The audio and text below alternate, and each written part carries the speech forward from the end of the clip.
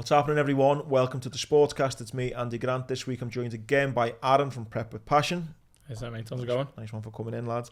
This week we are obviously going to be talking about the Grand National, which is coming up. We have loads of footy, golf, UFC, boxing this weekend, a bit of tennis and F1 and whatever else we can think of. Yeah, loads of stuff. Loads of stuff. Right, lad, let's get going into the footy, which was a managerial... what do you call it? Merry-go-round. Yeah. I actually seen a thing on Sky the other week, and it was saying about basically when a manager comes in from being sacked, the percentages of, like, you know, if they sack a manager in 18th spot in like October compared to if they sack him, like, you know, in 20th when they're in like whenever. Yeah. And it was interesting. Basically, the earlier you got to change your manager, the better chance you've got of surviving. Basically, it got to a point where it was like in February, if you were like 19th, you were like 50-50. But like a lot of the times, if you'd sacking your manager before Christmas, you were going to do all right. Which is mad now, though, because like they're all sacking them at like 10 games to go. Yeah. We're in April, you know, March, April time, and people are still getting sacked. And it's like, you are literally just like taking a massive gamble, aren't you? I think when obviously Everton fans were calling for Lampard to go, and obviously we liked Lampard, but when they were calling for him before the World Cup, obviously in November, I think that would have been a better time for us. You know, looking at the ones that are doing it now, like Leicester, are they too late? I think obviously with... Am I right? Yeah, just making sure the press record. But Leicester, obviously, you know, they've got 8 games left, and they've just brought Dean Smith in, and is that too late for them, sitting second bottom of the table? I think so now. And you know what? Out of all the teams, I think Leicester were ones that I thought, no chance are they going to get dragged into it. But somehow Rodgers has just lost his kind of va-va-voom, man. And he's like, because it was only a couple of years ago he won the FA Cup. He was doing a great job. And like I say, the players that he's got there as well, like you look at sort of the Harvey Barnes and the sort of, you know, James Maddison, he's got a decent sort of backbone. I think, you know, one thing for them when they lost Kasper Schmeichel, that was they didn't really replace him properly, and I think that's what's like been one of their major downfalls.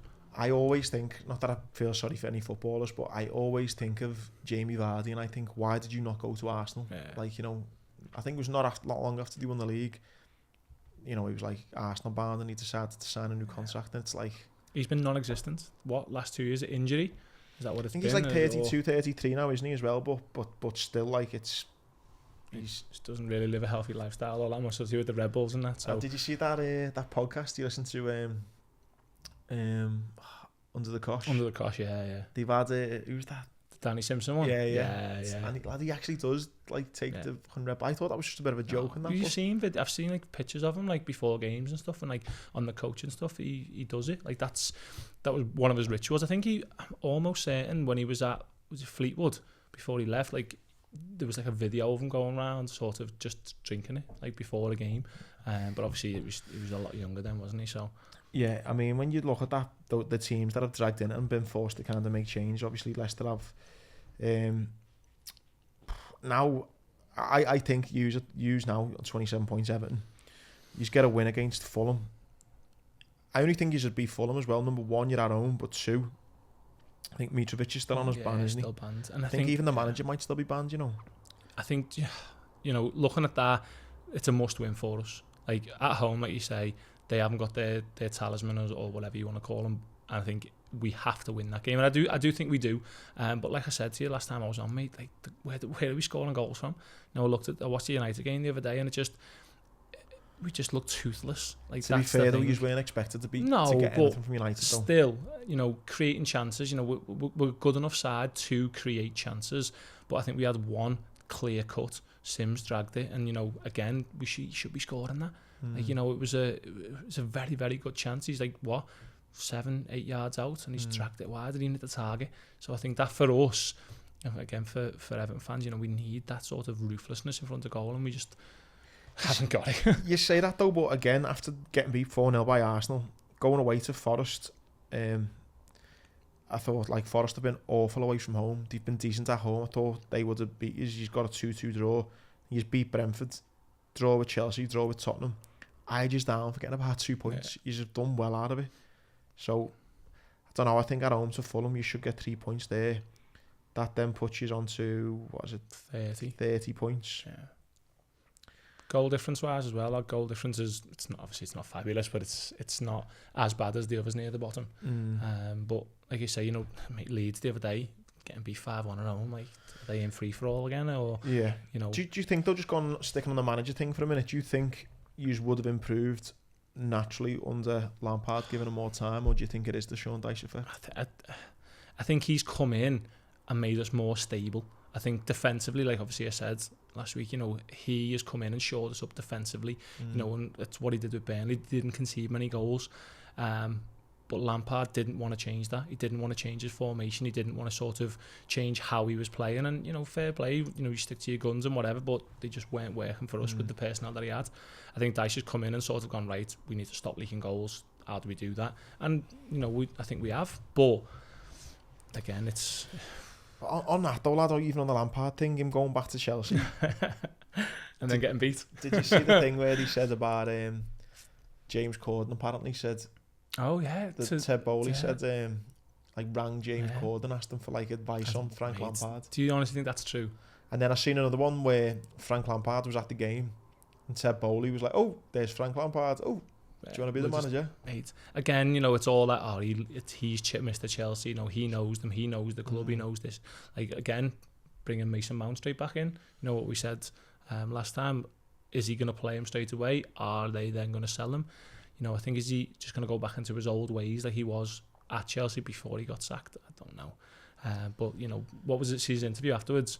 He was like, oh, you know, we need to do better to score more goals. You know, no shit, you know, that's what you've got to sort of do. Yeah. And, you know, they've gone in and got beat by Watford, who are sort of, you know, almost down there as well. So, yeah.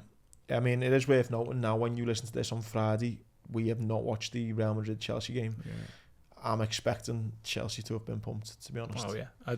Again, but it's Champions League, innit? You know, it's... Do you know what would be mad, though? Am I right in thinking that when Chelsea did win the Champions League, Lampard started the season, Tuchel come in, and then Tuchel wins it. Tuchel started this season, gets sacked.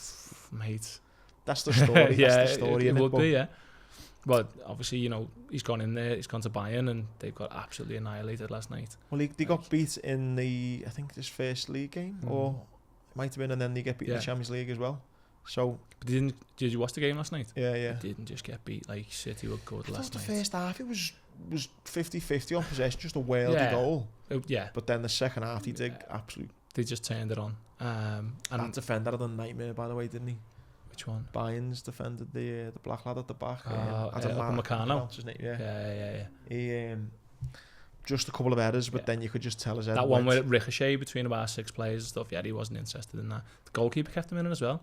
He was a very, very good goalkeeper. Although he made a couple of, you know, Haaland nearly scored in the back pass. He's that type of goalie though. Like, he will do that. Like they were saying in the commentary, he will sort of, you know, make the odd error, but then he will pull 3 or 4 worldies out the bag, and he did. Yeah, I mean, he was. It was unpredictable, is what that's called. Yeah, it pains me to say it, but when they turned it on in the second half, they looked like. And it makes me think as well, sticking to the Prem for a minute, everyone's saying about Arsenal going to win the league. City are odds on in every competition to win Everton, to the treble, and I think given the performance they've just done there against Bayern Munich, I can see them, if they do play anything like that against Arsenal, they beat Arsenal, and suddenly it's in their hands then for the league. A friend of mine's a United fan, see him on Twitter, there was like loads of United fans calling for sort of City to win the league, and he was like obviously just replying in a tweet saying like, he's taking the piss, like City could emulate what they did. Obviously, and there's just some of their fans calling, and that made me think, why would you do that? Why were they saying that? Because they don't, because of the Arsenal fans would be unbearable. Like that's what they City have already won it. Like it's not, you know, it's nothing new to them. Right, okay. But Arsenal, if they won it after the year they had last year, they'd be unbearable. And I was like, no, you never call for your main rivals to win the league. Not to do the treble as well, though. Exactly, and I think that's the point he was getting at when he was replying to the tweets. He was saying like they could do what we did sort of in '99, but. Yeah, I'd never do that. I got loads of shit from our last chat. Yeah, see. Fucking loads of it, lads. You did. But you know what, mate? Again, why we sat here. It's all about opinions, isn't it? You know, we can say this, we can say that. You know, since you and I spoke, a lot of the stuff about Richarlison has come out and stuff like that as well. So you know, it's all about opinions, and if people don't agree with it, you know, fair enough. But come the end of the season, when it's all said and done, then obviously you might be able to go back to that sort of thread and be like, and I think I will, because if Arsenal don't win the league, then it doesn't matter about Klopp's legacy and tackles or whatever, because Arteta won't have one that he's won the league. So exactly. Sticking on Arsenal, and since we mentioned them, the Liverpool game. So I was apologies, there was no sportscast last week. I was away for the weekend, and I was in Marbella watching the game, and I was just dead confident that we'd win. I mean, I know we didn't, but I just did not think Arsenal were going to win. The last time Arsenal won at Anfield, they had Oxlade-Chamberlain and Podolski playing for them 11 years ago. Wow. And I was just like, I cannot see Arsenal winning. Obviously they didn't. Played, battered us first half, and I don't think I've seen a worse defensive first half performance from Trent in particular. He was absolutely horrendous first half. Don't know what got said to him at half time, but he come out and played brilliant second half. But he was left wanting by Martinelli a lot in that first half, and I thought, you know what I mean, I've got this completely wrong. And then Liverpool come out second half and just, blow Arsenal away. They should have really won. Salah's miss penalty, Nunes 1-on-1, and then the Kanate in the last minute, I think. Yeah, it's an unbelievable save, that though. Yeah, incredible save. But he should be able to make that save. No, there shouldn't have been no doubt about it. But they got off lucky. But would you say it was, a point gained or two dropped? I think, well, you just go back to the very first point you made about Trent, and the season that he's having, is that just not typical of him defensively? Because obviously going forward, his delivery into the boxes, it's second to none. He's very, very good going forward from an outsider looking in, but defensively, I always see it like Liverpool fans talking about him, and he's made mistakes, he's doing this, he's doing that. Like, would you consider moving him somewhere else, like further forward? Maybe that he has less defensive duties. Like, is that something that he's potentially capable of doing? I've always said no, keep him in defence. He's a great right back, but as he's getting older, he seems to become worse defensively, to a point where it's like, okay, yeah, your assists are unbelievable, but for every assist you're getting, you're giving a goal away. So what the fuck's the point anyway? Exactly. So I don't know whether it's time to maybe move him into midfield and then to try and get another right back, because I am losing my patience with him at right back, just because he just looks like, not even he looks bad, but it's like other teams are going, let's just hit him down the left, because you're going to get behind Trent, and that's exactly what Arsenal did that first half. He seems to have moved forward a bit further in the second half, and got more of the ball in attacking positions. But listen, I've never been one to question Klopp's judgment, but just looking at this season, I don't know how he can continue to stay our main right back, because he's so bad defensively. You could probably, again, I wouldn't be able to tell you this, but you could probably be able to count on two hands the amount of mistakes that he probably made this year, which has either cost you a game or at least cost you a goal.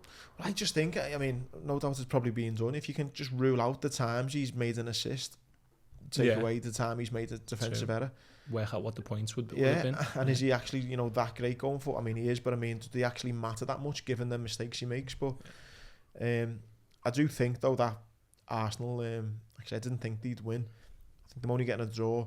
I just think it massively left it in City's hands now, because again, going back to that Champions League performance that Man City put in, if they play even 70% of that against Arsenal at the Etihad, I think they're going to blow them away. It's more to do with the fact that, like, you seen, like, last night, City just turned it on. It's like a switch. They just, and I think Arsenal's first half compared to their second half, like, obviously at 2-0 just before half time, you've got to keep that tight, and obviously they didn't, and obviously Salah missing the pen was massive. And like you said, is it 2 points, a point gained for Liverpool or 2 points dropped? I think it would be, personally, 2 points dropped for Liverpool, because they should have, like you say, with the chances, the penalty, Kanate, Nunes, I think they should have definitely won the game. Second half, first half, definitely not. Arsenal battered them. But again, Ramsdale kept Arsenal in that quite a lot. And again, if you're going to win the league, you've got to have that sort of backbone. I think sort of Partey was really good the other day. So obviously Ramsdale, Martinelli, he's been really good all season. Saka as well. Jesus coming back as well. Obviously he scored what? He scored 3 in 4 now, or 4 in 3 or something like that since coming back. But I think, like you said, I personally do think that City are going to win it. I do again, and I've said that to a few people, and it's just simply because they've got that mentality of they know how to win it. And they chased down Liverpool when we were on 97 and they got 98 or whatever it was. You know, they can chase this Arsenal team down easily. Yeah. They've got to play each other again, haven't they? Yeah. That's what I mean. So that it's both in their own hands, if you like. You know what I mean? It's in City's hands, it's in Arsenal's hands. I think the only one glimmer of hope I'd give Arsenal is Arsenal don't have European football anymore. Yeah. Man City do. True. But they've just put 3 past Bayern, which means they could potentially rest a couple. You never know for the second leg. So it puts that glimmer of... And they've got the squad to do that. Exactly. So... Exactly. Oh, mate, I had the biggest argument with my mates Paul and Pete when I was away on the whole Man City financial fair play and how Liverpool's demise. And they were just saying about it, it's more Liverpool's failures and mentality struggles than it is Man City's kind of cheating. And I suppose it's probably a bit of everything, but I think they were half on the wind up just saying it's not to Liverpool. He didn't take that very well. No, did I fuck no. Well, on that Liverpool game, mate, before we talk about the Andy Robertson elbow, one thing we did debate a lot about when I was watching the game was the whole Vidic Ferdinand thing, which was funny. You know, we were talking about it, how just poor Liverpool are defensively, and then we were talking about it through John Terry into the mix, and then on Sky they done a little bit of a thing, which I actually seen. I think Ferdinand tweeted about it, Carragher tweeted, and then Ferdinand responded about it. The stats there that you've come up with there, it's Sport Bible, you said it was on. 73% said Vidic, 27 Van Dijk. I mean, one thing I will say is Van Dijk, Rio Ferdinand made a great point about Vidic and Torres. I think every Scouser or Liverpool fan has got this kind of highlight reel of Torres, but like Ferdinand said, that was, I think, 3 goals in like 12 games or something. And then he made the point of saying Rashford's got about 10 in 7 against Liverpool, so does that mean Van Dijk can't handle Rashford? So I think Liverpool fans are maybe getting a bit carried away with Vidic was shite against Torres. He obviously was an unbelievable player. The only thing I wouldn't maybe go with so kind of 70-30 I think that's his favour. Very, very high. It's a bit harsh on Van Dijk, that. I just think what's it called, recency bias, where you're looking at Van Dijk now and you're going, he's fucking shite. When I was looking at it, obviously again just from the outsider, sort of, I think one thing that they were getting at, I think Carragher was getting at, that it was Van Dijk is the sort of the impact he's made on the team was bigger than what Vidic made on his team at that time. So obviously Van Dijk's come in, and obviously, you know, him, Alisson, you know, sort of giving you a solid backbone, and he did improve the team no end, like absolutely no end. But if you look at obviously the longevity of obviously Vidic and obviously Ferdinand together, I think that's why obviously Ferdinand's chipped in, because they played together for such a long time. It's that longevity and obviously the things that he won. Yeah, the Torres goals, he did sort of annihilate him in those games. But like you just said then, with the, again, I've seen that with the Rashford thing. I think, you know, give Van Dijk a few more seasons, give him a few more years. I think he is, listen, he's, as much as it pains me to say, he's an unbelievable defender, and he has been, not so probably so much this year. It's since Pickford's injury. Hey, listen, you know, that happened. I wasn't one to sort of turn around and go, you know, I was made up that happened, because you don't want to see any player get injured that much. But yeah, you're right, since that happened, you know, he hasn't been the same. And that can be said for anyone with that sort of injury, can't it? The only other thing I'd say about it, though, it's very easy for any United fans, or maybe even Everton, or anyone with maybe a bit of something against Liverpool, to kind of say, oh, you know, Vidic, had he played alongside Ferdinand? Yeah.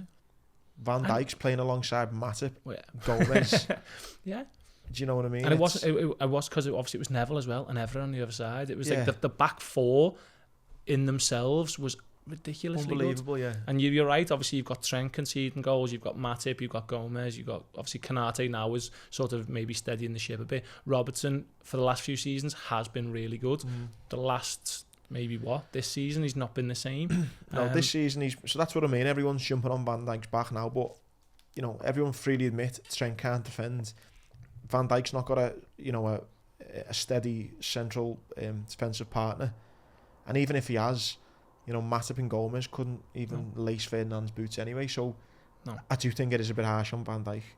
It's a lot closer than 70 days. Yeah, I agree. Would think it's a lot closer. I just think, like you say, Liverpool fans sort of throwing that Torres thing in and sort of saying that he's better.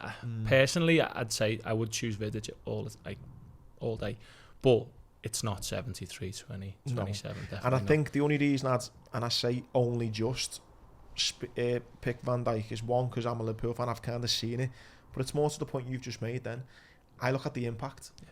Do you know what I mean? Vidic is coming into, arguably, I can't remember when they signed him, but a team that would no doubt have already won the Prem before. Van Dijk's coming to a team in January when we were fucking, just starting this kind of rebuild almost, you know what I mean? Sailor Coutinho and all that. So I think, yeah.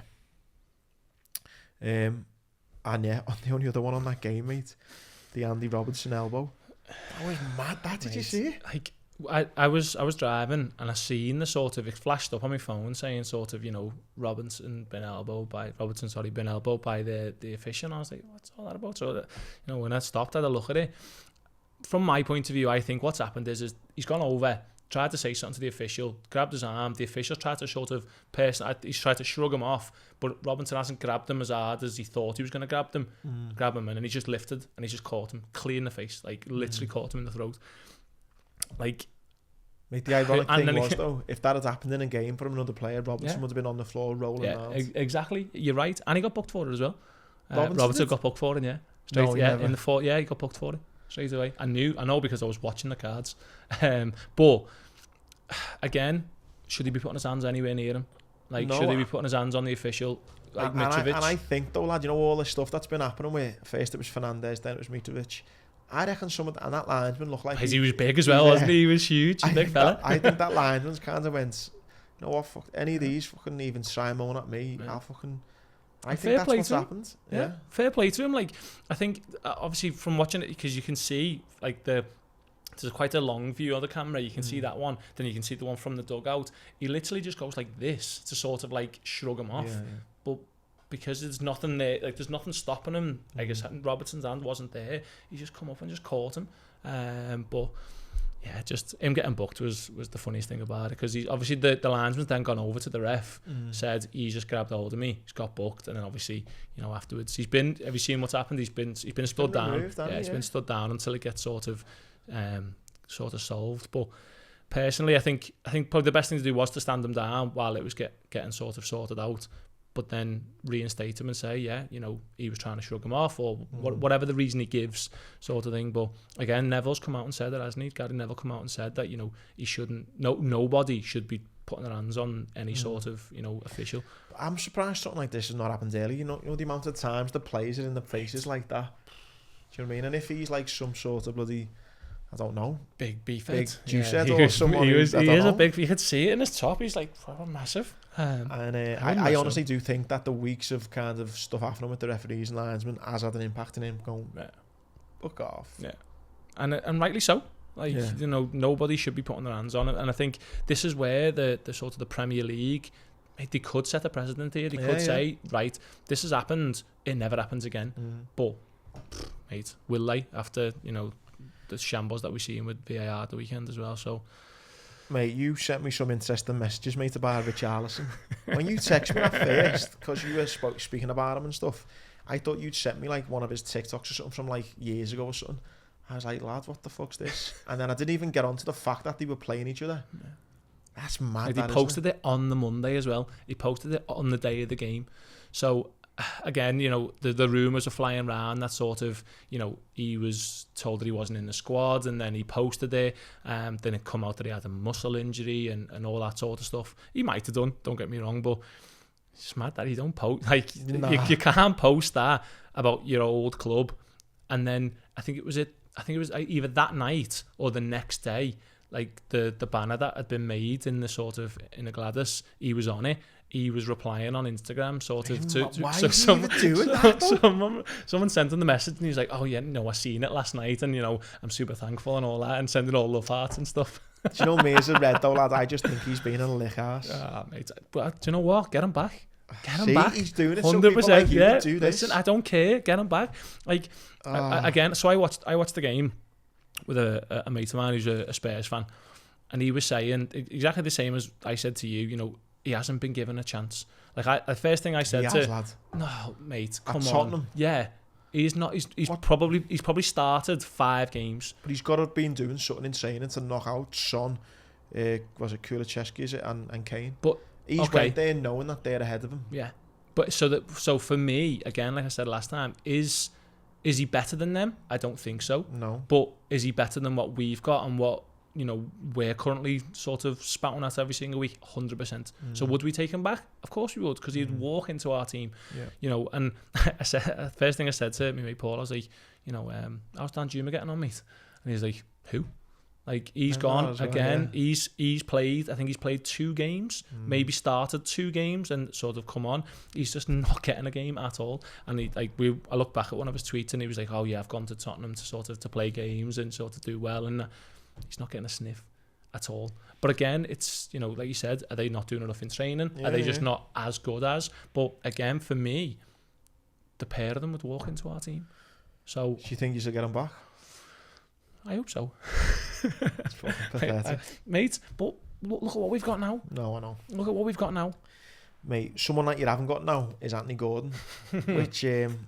mad to see what he's done. I don't even know what he's done, but he's basically been told he's not allowed. So from what I read, I don't think it's... Well, I haven't read it from any official channels. I read it obviously on Twitter from a Newcastle account. So he got brought on the other day in the 45th minute or half time or whatever, and he got subbed again in the 90th minute. So as he's gone off, Eddie Howe's gone to sort of say something to him, and he's just sort of had murder with him on the sideline, sort of shrugging him off, grabbing him, telling him to get off him and stuff. And then it was like the next day or the day after, it's come out and said that he's going to be training with the under 21s for the rest of the season. I don't know how official that is. How old is he himself? It's only 21. He's a young 21, 22, I think. But people said that Everton, he was a rotten egg. He was a local lad, but people said he was a rotten egg. I'd never ever seen anything outside of footy to think that was the case. Obviously it was driving ban. He got done for driving when he shouldn't have been driving. Oh, really? And he was meant to have been driving in Newcastle as well while he was banned. So I don't know if that's sort of anything to do with it, but it says an internal disciplinary issue. Yeah, I mean, I'll be honest, I felt sorry for him at the time, but then it's like, if this bad news is following him around, you're starting to think maybe you should dodge the bullet, getting the money that you did for him as well. That's the thing, people say, people, all the Everton fans were at his car and all that sort of stuff. From talking to sort of people that I know who were there, and, people were trying to get to him because he's a local lad. People were trying to sort of get the point across to him that, this means more to us fans than it does to some of them players as a local lad. But obviously it just came across in the media that they were kicking his car and sort of wanted to jump on it and that. But like you say, he's gone to Newcastle. He hasn't ousted any of their players. He hasn't sort of gone and been lighting up. But then take that right back then. The players that we've got and we've had and we're selling on to other teams, simply not good enough. To sort of to break into their squads and sort of to do well. So that's then down to our recruitment process as well, the players that we're bringing in. Don't get me wrong, I love Richarlison and I'll take him back. I wasn't a massive fan of Gordon. When he came out in his interview and he was like, I did everything I could in the last few games of the season. I think he got 1 assist in 10 games, no goals. So I wasn't a massive fan of him, but yeah, mate, it's alright, mate. Fear not, because you've got Dele Alli coming back now. Can I say as well, I've said this a few times on the Sportscast, mate, but when I done that talk for the England team, mate, he was the first one to so Gareth Southgate had us all, we had a big barbecue and stuff, and he was like, right, it's your own time now, lads. And the second he said it's your own time, Dele Alli just jumped up and just fucked off straight away. Yeah. And listen, I'm not saying he had to spend any more time with us than he needed to, but it was just a little bit right, you can go and all. And it's just shown the 36 hours I was around that camp. I don't know, if you were going to say put money on someone to be a bit of a fuck up, I would have picked him. You see the pictures of him doing balloons? Yeah. Mate, I think it was his birthday yesterday or something, so I think it was a gathering, obviously with his family and stuff. But mate, what we were saying about Kelbrook, if he's got people around him that are going to post photographs of him doing stuff like that, obviously he doesn't need them people around him. But mate, he's gone there obviously gone to Turkey to try and sort of revive his career. Failed miserably, and he must have other stuff going on outside of football, because be. it's some demise that from Spurs. Did he go somewhere before Everton? Did he? Or it might have been Spurs. No, we got him from Spurs. Yeah, we got him from Spurs. Obviously, the details of it all sort of mixed. Some said he was on loan. Some said we bought him, or it was free, but we got to pay X amount after 10. That's why he won't play for us again, because we've got to pay more. I think if he plays another couple of games, we've got to pay like 10 more million or something mad like that. But again, his contract will be cancelled. Like, definitely he won't play for us again. I don't even know if he'll ever play again, and that's the sad thing, because like you said, 27, I think, is he? It's ridiculous. In his prime, well, what's supposed to be his prime, but again, Mourinho like nailed it on that program. Amazon Prime, yeah, he nailed it and said, like, your attitude stinks, mate, and you're gonna get found out. Mate, moving down from the Prem, then we have Burnley get promoted.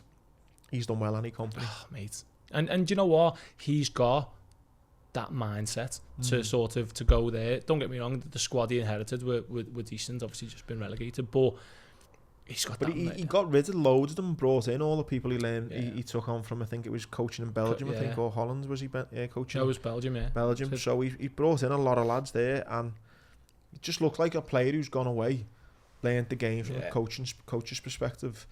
He's learned, another league, and he identified players he wants, and he's thought, you know what, I know what the Prem's like, and I think you've got some attributes that'll work well in it. He's done his recruitment properly, and they've absolutely smoked everyone in that league. And fair play to him. And like I say, obviously, you hear him when he did his City interviews and stuff, he always spoke really well. And like in sort of, clips that you'll see of, teammates and stuff like on Soccer AM, like who's the most intelligent, who's the most likely to be a manager. It was always him.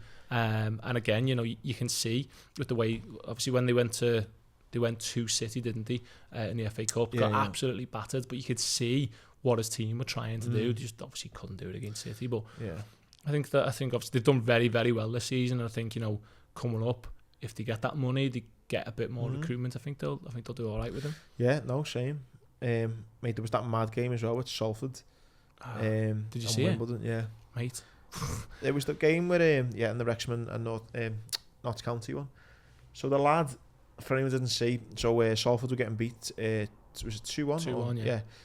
The lad misses a pen, the main striker, on like the 90th goalkeeper minute. Gives him serious abuse as well. Like starts like pointing, laughing at him, pointing at him, and that. Then 2 minutes later, he just scores a normal goal equaliser. And then that's when he turns around and he runs to the keeper and starts pointing at him as well, which is why I thought it was dead funny. And then another 2 minutes later, he gets the winner. All in 6 minutes of extra time. Yeah. Or if you're going into the 90th minute, you're getting beat 2-1, you've got a pen and you miss it. You do not think that in 6-7 minutes later, you're going to be winning 3-2. Definitely not. Some mad game. And again, the Wrexham one as well, just as crazy. So it was worth watching. They were both on 100 points. I think both on same goals scored, and there was 2 goals difference in against. Well, only 5 games to go. And the thing with the National League is only the top spot get promoted. I think that's like madness. It is a bit mad when you think the 2 top teams are like 100 points and there might be a 10, 15, 20 point gap. I think there's a 27 point gap between third. You'd expect them to go through in the playoffs, but you never know, do you? Well, what happened last year, didn't it? Wrexham got beat. They finished second, like a massive point tally, and they got beat in the playoff final. Oh, really? Yeah. So like, and the reason why I sent you that, I think, because looking at those sort of leagues and stuff, it is sort of interesting, and things like sort of, non-league football is like worth watching. It's that was on telly the other day, and I think the viewing figures of it were, obviously it's Wrexham, isn't it? But the viewing figures of that were massive, like absolutely massive. Yeah. And when Ben Foster saved that, I can't wait to see his GoPro stuff when it comes out on his podcast. I'll have a little look at that. But yeah, what was that? The 95th minute, and he's gonna save the pen at 3-2. It was a great game to watch, to be honest. Yeah, I seen Ryan Reynolds was in was there for top form then. You know what, mate? I didn't even see the VAR Brighton stuff. Oh, mate. Like, I think there was 3. So, again, just going back to VAR and sort of, what is your, like, proper, like, personal opinion? Or do you think we should keep it and it should be more like, rugby and sort of the referees talking to the fans? Like, or should we just scrap it? Like, what do you think about it properly? I think, listen, if it could get done really quick, I'd be like up for it. But the amount of time it takes and stuff, I'm not really that into it. I also think there was something to be said for like a dodgy refereeing decision. Do you know what I mean? I didn't like. Sometimes they went against you, sometimes they went for you, but like, I think over the season they kind of even itself out, and it's like, I know it's not good for the game in the sense that, but do you know what I mean? Sometimes I think, oh, fucking just let them. Do you know what I mean? Sometimes you're gonna get them, sometimes you're not. If it was as quick as, you know, the goal line technology, if it's as quick as that, which I think everyone thought VAR would be, and it's clearly with these lines and yet they're still fucking up, it's a bit like, fucking hell. That's the maddest concept, because, you know, you look at the likes of the rugby and when there's sort of the video referee and they're in constant contact and the fans can hear it, and I think if that was how it was, then I think, you know, fans would probably understand more. And I don't know where football thinks it gets this, you know, God-given right to sort of not do that, because like it works in rugby, and I think fans would be more likely to be like, oh, do you know what, you know, all right, I understand what the thought process was, but, you know, in the Brighton game and Spurs, there was like 3 clear cut, like 2 of them were like, one was a penalty, like well, they come out and apologised, haven't they? The PGMOL. Oh, have they? Yeah. But that's too late. Yeah, I know. It's too, like the likes of Brighton who are pushing for European places. You know, Spurs, obviously, they end up winning 2-1. You know, Brighton could have easily won that game 4-2. You know, and I think the decisions that were made were horrendous. And it's strange because, you know, the VARs, they've got time to sit and look at it, and they've got time to sort of full on go. And you can see as a normal fan, you can see that is a penalty. He stood on his foot and sort of he's gone over. How are they slowing it down and not being able to see that? I just think it's just a shambles. I think it does totally need to revamp. And like Howard Webb's come in and you know, he's taken over, but he hasn't done a very good job. No. I think that'll be the next couple of years, I think, where he kind of tries to stamp his authority on it. He's got to, mate, otherwise it's gone. It'll have to go. There's too many mistakes. The last couple of things, unfortunately, before we move on to other bits, because there is loads that's went on, is obviously we've mentioned big fixtures this weekend. Do you think then 3 points for you guys? Yeah. I said 3 points against Spurs, and I'll be honest, you know, the sort of, they could have had 4, you know, but we could have had a couple as well. So yeah, I think this for us is an absolute must win. We have to win this game. So yeah, I'm going for 3 points, defo. And I'm hoping that Liverpool get beat by Leeds just to put more pressure on. Only messing. Mate, the last thing I will say on how shit Liverpool are is, mate, well, I don't buy this completely, but the news is coming out that Bellingham is, you know, we've pulled out the race for Bellingham. I don't know why, but I've still got me, you know, Liverpool Laverberg goggles on, and I think we still will get him. But the argument is, or the report is, that Liverpool will prefer to buy 2 or 3 players for the 120 mil rather than just getting the 120 mil player, which I don't necessarily agree with, because if you look a little bit before about, we mentioned Trent possibly going into midfield, Bellingham in midfield, you had young Bagotic in there. There's 3 really good young pros there for the future. If you bought him, would that cease your spending? Well, that's the thing. For anyone else. That's the thing, and that's where I think Liverpool fans are going to take aim at the owners, because if that's the case, what the fuck have we been doing with all this money that they've been winning these last few years? Because it's not getting reinvested into the squad. No. So if our kind of thing is we get Bellingham and no one else, well, then I can understand why people are saying we need 3 or 4 new players, which we do, and that's where it comes down to then the owners, because that's not the way to run a club that for the last 4 or 5 years have been going toe to toe with one of the greatest teams in the Premier League history. So bit of a piss take to know that we're getting ruled out of Bellingham, which was... Does that come from official channels, or that's just... It was getting spoken on. I did see it on the Echo, but I don't... Yeah, it was in the, I think, Telegraph. Someone in the Telegraph released it, I think, yesterday, or one of them. Yeah, it was all over Twitter yesterday, so I think that's as good as Liverpool in the Bellingham race, but we shall see. I was going to say, it's not over, is it? It's not over, actually, no. He signs and you see him with a shirt. Like. And I still don't know why, mate. I just still think we will, but apparently everyone else thinks it's done. Mate, on the F1 thing, I didn't really understand this thing of the what do you call it, the new structure. It's called the what is it, this new lap thing. So from what I read, that they just wanted to get rid of the practice qualifying. the sprint format or something. It is. Max Verstappen isn't happy with that. It's because he's good at it, that's why. Yeah, I don't really get it all. But then the others were coming out and saying that there's too much racing and stuff like that. And is that why they're having a spring break now? And obviously they always do have a break, don't they? But I think from what I've seen of that, you know, again, we'll speak about it when we speak about the golf in a minute. Are they doing too much racing? Well, for the amount of shit that they put their body through in any given race leading up to the race as well, is there too many races in the calendar? Well, it's 4 weeks of a break, and it's kind of basically saying, well, they're wondering whether the likes of the 4 week break would be enough for the likes of Ferrari and Mercedes to kind of get some ground up on Red Bull. Who knows, but it's meant to be more about the drivers getting their sort of breaks. But you're right, you know, if you're gonna have 4 weeks to be able to revamp your car or make some changes, you're gonna, aren't you? Mate, talking about someone who needs a break, did you see the Charles Leclerc thing? No. So he's got his house in Monaco, and he's put a tweet out this week saying on his Instagram, "Hey everyone, for the past few months my home address has somehow become public, leading to people gathering beneath my apartment, ringing my bell and asking for pictures and autographs. While I'm always happy to be there for you, and I truly appreciate your support, please respect my privacy and refrain from coming to my house." Wow. He's someone who needs a 4 week break. I bet he's not going home. If you're fucking going on holiday. Wow, who's put his address out there? Like, where did that even come from? But I mean, Monaco is pretty small. Yeah, to be fair, it is. Yeah. And who are like I thought Monaco was full of rich people. Who are these poor people? Yeah. Tourists. Maybe tourists. But again, it's a pretty shit holiday. If you're going to Monaco and going to Charles Leclerc's house and not doing anything else.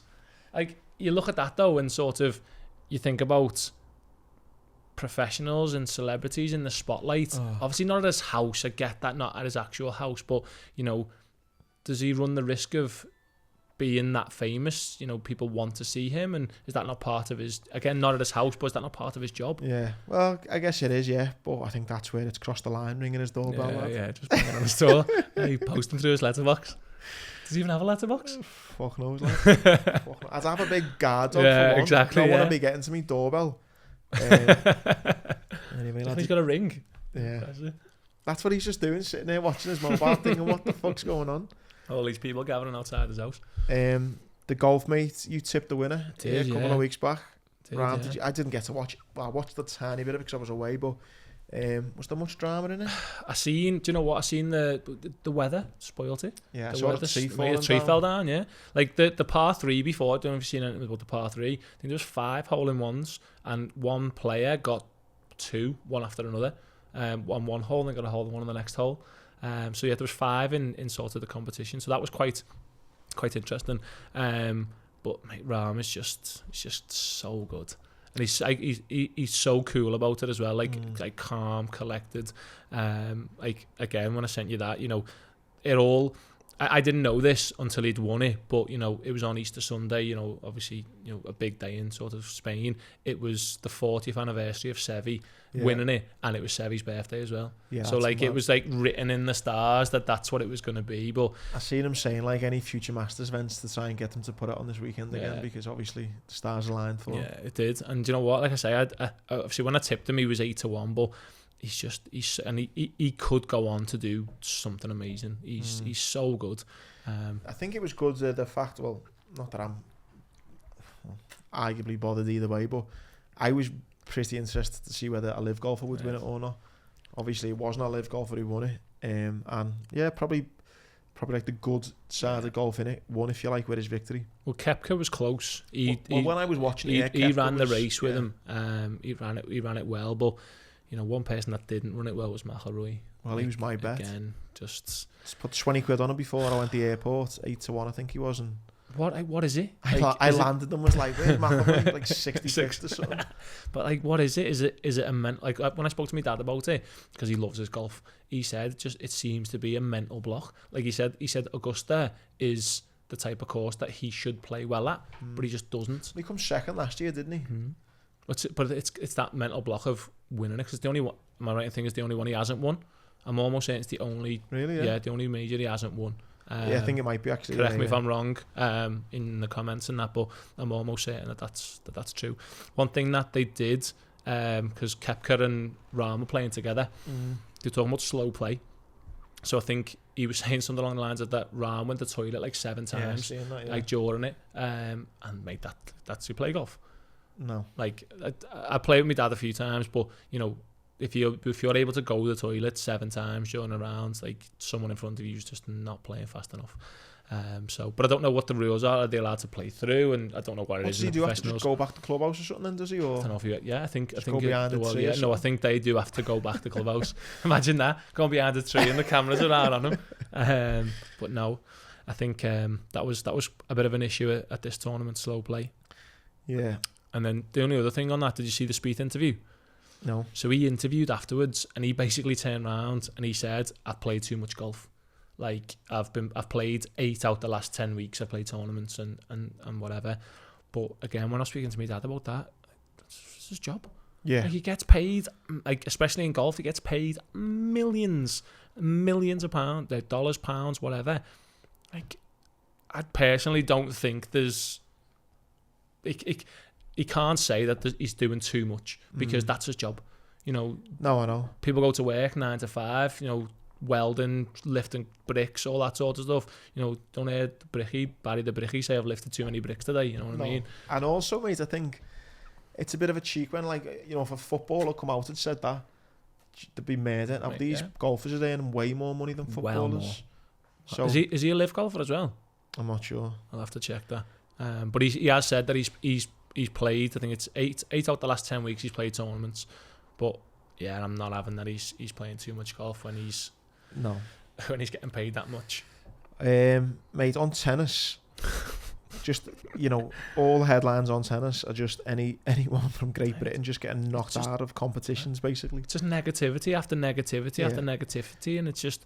It goes from Evans and Draper knocked out of the Monte Carlo Masters, Murray crashed out of the Monte Carlo Masters, Norrie suffers early exit from the Monte Carlo Masters, Britain's Jones bows out of the Bogota WTA semi-final. That's fucking all shite. So when I sent you the stuff, Draper was still he'd made it through, so he's out now as well. Yeah. Oh, mate, it's a shambles. Like I was watching, I don't know if you've seen Eddie Hearn did the podcast with James Haskell. Yeah. And he basically said to him, you know, what would you do to revamp rugby? Yeah, seeing that bit, yeah. And the same could be said for tennis. Like the reason why personally I think it's as bad as it is because there is no golden... Those three are coming to the end. Well, you know, Nadal, Federer and Djokovic. I think those three, you know, main guys are obviously at the end. I'm a big Djokovic fan, but I know what you mean. They haven't got no kind of rising... There's no stars, is there? There's no, like... There's that Spanish lad who, you know... Carlos Alcaraz. Yeah. You don't know much about him, though, do you? But that's because tennis isn't... It's not... They're not pushing it like they used to. But that's down to like a Eddie Hearn media point of view, innit? You do need someone with a put a bit of fucking, you know, sprinkles on it and make it a bit more cooler, I guess, because it is a belter sport. I love watching all the Grand Slams, but I know what you mean. Like it's hard to follow all the different... It's not worth following at the moment because there's no excitement. There's nothing sort of... You said it, you know, a few months ago about the racing as well. Like there's no... It's just not exciting enough to sort of to watch it and sort of, you know, be interested in like, oh, who's playing in a tennis. Like I don't think I've said that sentence for a good number of years. Yeah, even in the women's side as well, you know, the Serena and Venus is kind of well gone and stuff now, and it's a shame because I do really enjoy my tennis, to be fair. I mean, did you catch the UFC at the weekend? Don't talk to me about the UFC. I had I had a double on, but I had a couple of basketball games in there as well. So I got the 2 basketball games. What the fuck do you know about basketball? And my mate does it for me. He loves the basketball. He absolutely loves the basketball. So he said these teams are nailed on. It was like the playoffs or something. I don't know. But we put it on. But I had Pereira and Burns. And obviously Burns was nailed on to win, although Masvidal did well, to be fair, considering it was his 50th fight. Like he just seems like a proper dog, doesn't he? Like he just won't disappear. Well, I actually watched that fight and then I went back down some YouTube rabbit hole and watched him when he was fighting in Miami in, like, you know, the streets and stuff.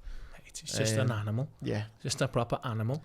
But then obviously I didn't watch it, but my mate who I did the bet with, he woke up and watched it. And he said, like, Pereira was, like, full on, elbows, knees, and then all of a sudden, out of nowhere, he's just asleep. Yeah, I mean, it takes some mental fortitude to kind of be facing a guy who's already beat you. Yeah. And to come back and win the way he did, it was like, it's seen a celebration as well. Yeah. Did you see the meaning behind it? Yeah, well, that's how many times he'd been beat, wasn't it? Oh, no. The one where he fell over. No? Oh, mate. So, in the first fight, I think Pereira's son had sort of, I'm sure he either stood over him or stood next to him, and basically Pereira's son was like a little kid, and he'd said something to Adesanya. So then after that fight, go make sure you watch it, go and have a little look. So Adesanya goes over to the cage, points at Pereira's kid, and falls to the floor, because I think that's what Pereira's kid did. Yeah. So Pereira's kid, I think he got in the ring and like fell over as if his dad had just knocked him out. And then so after he'd done the bow and arrow thing. Yeah. So he'd gone over. So when he see him, he points at the cage. He's pointing to Pereira's kid, and then he falls over, because that's what he did. And I was like, wow, that's cold. That is cold. It's only a kid. I think he was only about 10. Wow. But listen, he's like he did what he did, and like you said, there's sort of to have that, because he took the knee to the face, and then that's when obviously the overhand right came, and he's just caught him, put him out clean, and you know, that's for him to win the title back was amazing. It was good to watch as well, to be fair. Although I lost I didn't lose money, I just didn't win a massive amount that I was going to. That you were going to. Mate, we'll stop at this point just to do our little phone call. Yeah, man. And we will ring. Dennis Barlow's name has come up here. So we're going to try and ring Dennis now with this week's question. That's 150 quid to be won. And your meals, if he lives in Liverpool. 150 quid and Prep with Passion meals coming to... Hello, is that Dennis? It is, yeah. Hello, mate. It's Andy Graham from the Legged Podcast. You all right? I do, mate. You all right? Yeah, I'm good, mate. Are you ready to answer this week's Sportscast question? Yeah, go for it, mate. Yeah, sound. 150 quid if you get this right, lad, okay? Yeah, sound. Okay, so at the moment there's about bloody 8 teams you can get relegated, yeah? What is the highest points tally a team has been relegated with? Oh, my highest tally. I'm sure it's around in the 40s. I'm going for 41. Oh! Oh, it was 42. Oh, man. Oh, I was going 41 or 42. What a bastard. Ah, mate, it's going to roll over 200 quid next week now. Wow. Ah, Dennis, man. Bastard. My arse started racing when you said low 40s. I thought 41 or 42, because I knew it was the 40s. It was either 41 or 42. Listen, Dennis, mate, thanks for supporting on Patreon, mate. And, No problem at all, mate. yeah, unlucky, mate. See you soon. Oh, no, mate. Yeah, mate, ta-ra. Oh, lad, he's so... Mate, you can tell in his voice, he is so gutted there. Listen, 200 quid up for grabs next week. All you need to do, sign up on Patreon, give us your number, and we'll be calling one of you next week, giving away £200.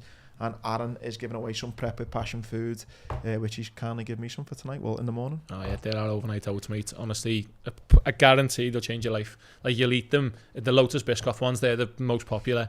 1 minute in the microwave, honestly, would change your life. Well, the best change my life, like, 'cause I've got the races tomorrow, which is a good way to mate, it'll fill. Hey, listen, that will fill you up and it'll keep you fueled until you Prep with Passion oats, and then the Grand National. I'm going to be flying.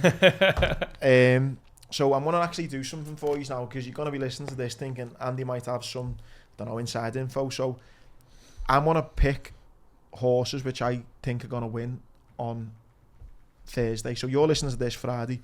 I'm going to name horses for Thursday. Now, they already will have ran, if you like.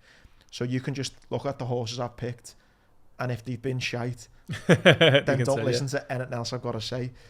So for Thursday, so if you want to look back at the races, if you like, at Aintree, I think it's pretty easy, the first 4 races.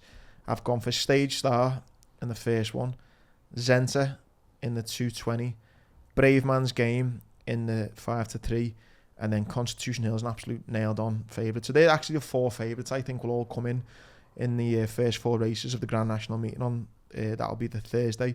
So if any of them win, I half know what I'm talking about. Yeah, follow the rest of you. Follow the rest is what I'm going to say. Are you gonna message out, or are you gonna well, yeah, we'll put some bits out. But what I will say about the Saturday, just quickly, my little Vegas buddy, Jamie Neild, is actually riding his dad's horse, John Neal's horse, on the Saturday last race. It's called on the Saturday. Where is it? It's called something. What's it called? Let me get it up. Yeah, so Jamie Neal went to Vegas with him. Great lad, funny as fuck. He is riding Josh the Boss for his dad, John Neal. So that's one to look out for. But in the Grand National itself, the few interesting ones was Noble Yates. It's won it before, and it done all right in the Gold Cup, I think. Well, I think it come 5th in the Gold Cup a few weeks back at Cheltenham, and it's 9-1. It's carrying the top weight. I think that's got a chance. And the other one, I think, which has got an interesting thing to it, is Galvin. Davy Russell is riding it for trainer Gordon Elliott. Davy Russell is going to be retiring after this race. Wow. So if you like your kind of fairy tales, isn't it? Fairy tales in sport, I think Galvin at 20-1 might be the bet to do. The other one I look at as well is Mullins' horse, Mr. Incredible at 14s.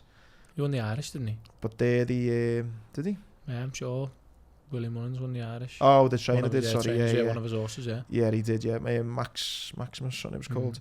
So they're the three I want to tip up for the Grand National: Noble Yates, Mr. Incredible, and Galvin.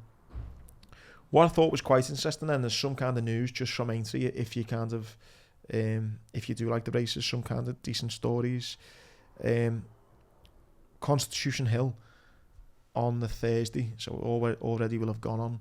But it'll just be a chance to watch one of the greatest horses ever. So I'm going to be there on the Thursday, and I'm just going to go down to the parade ring and be a proper spotter. Just and watch this horse. Just have a little look at it. That's what I'm looking at. Willie Mullins, who I just mentioned then, apparently he's took a lot of the horses. He likes to take a lot of his horses to Cheltenham over Aintree, which kind of, he was saying, it gives up like a lot of the races to the other trainers, the up and coming trainers and stuff. So Willie Mullins hasn't sent as many, and he also prefers to send them to Punchestown as well. Why is that? I think Cheltenham's arguably the biggest one in England. I mean, people would say the Grand National is, but I think Cheltenham just has got that thing around it. And Punchestown's obviously one of the biggest in Ireland as well. And National being in between, maybe that's why. So Gordon Elliott took it, is predicted to have a strong challenge there, as well as Paul Nicholls as well. One thing I will say as well about Noble Yates, and when he ran the other week, Cheltenham, the Grand National is normally a week before, so all the horses have had an extra week off from Cheltenham. So I think sometimes when you might look at a horse and think it had a hard race at Cheltenham, it's had an extra week off, so that kind of might play a factor. And the other thing, mate, is the Irish horses. I think there's about, say, 50 horses running. I think there's like 37 of them are Irish. Wow. So the chances are you're going to be picking an Irish winner. I'll be honest, mate, I don't know too much about horse racing. I enjoy watching the National, obviously. Yeah. And what I'll probably end up doing is just getting my daughter just to go like this. To pick on the newspaper, to be honest. That's not a bad shout. But to be fair, I have done that in the past with one of my nephews. They have won. But yeah, I think I'll just get my little one to go 1, 2, 3. Ooh, mate, everything what I've just said about racing, mate, and the kind of limited knowledge I do have on it. When I was watching Cheltenham, I was keen to watch it, and my little girl was there, she's 8, wasn't that keen. So I said, pick a horse and I'll do it for you. And she picked an 80-1 winner. Did she? So again, shut up. And I put £1 each way on it. So again, but I think for me, Constitution Hill will be massive on the Thursday, which will have run yesterday, I guess, when you guys listening and watching. Noble Yates, Mr. Incredible, and I think the other one I said, Galvin, be the one. And then for those who've enjoyed seeing my trip to Vegas with Jamie Neal and the time he's been on the Sportscast, maybe give him a watch. He's been going at 6 o'clock after the race after the National, and John Neal's been on the show as well. Got an incredible story, so yeah, be good to see them win. Yeah, I think that's kind of rounded us up, lad. I am looking forward to the National, to be honest. I might take the little one down and just to sort of soak up the atmosphere down, like obviously the Mellon Road and stuff. Yeah. She's only 2, but she likes animals, so we'll see. Hopefully she can pick an 80-1 winner. Fucking hell, send it to me if whatever she picks. Adam, mate, thanks again. And don't forget, like I say, I will be fueled up on the old oats for the National, but Aaron's Prep with Passion Belter Scram, fresh food, as we said last week, delivered twice a week. Yeah, man. Twice a week, Sunday, Wednesday. So everything's cooked fresh. I had a few people book on this week. Last week, sorry. And this week, we're obviously using the discount code LEGGET15. So yeah, get involved. Get involved, keep supporting local businesses. That's what we like. And thanks for supporting the podcast. Again, if you want to get involved in next week's competition, which will be for £200, all you need to do is sign up on Patreon. It's £1 a week. And we'll see you there. Nice one. Cheers, mate.